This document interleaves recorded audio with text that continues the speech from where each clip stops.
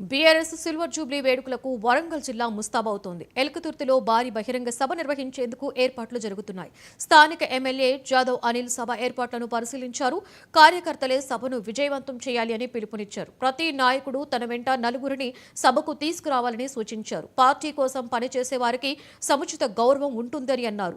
పేద ప్రజల సంక్షేమం కోసం బీఆర్ఎస్ ఎప్పుడూ కూడా అండగా ఉంటుందని పేర్కొన్నారు ఎమ్మెల్యే అనిల్.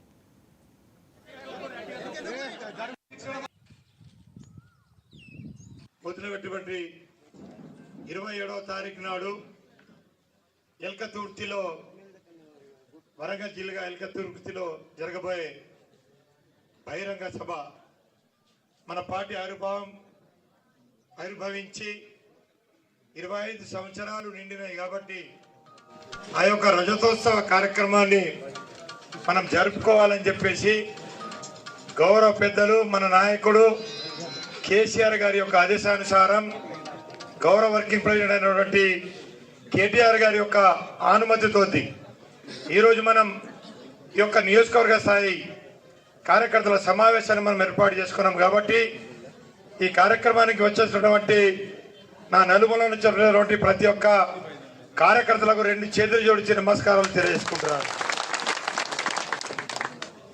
ఈ యొక్క కార్యక్రమంలో సర్పంచ్, ఎంపీటీసీ, పిఎస్ఎస్ చైర్మన్, డైరెక్టర్లు, ఇంకా ఇతర అధికార ప్రతినిధులు కానీ పార్టీ పదవులు ఎవరున్నా కానీ అందరికీ ఒక్కరొక్కరు మిస్ కాకుండా అందరికి కూడా మరోసారి ధన్యవాదాలు తెలియజేసుకుంటూ పొద్దునటువంటి 27వ తారీఖు నాడు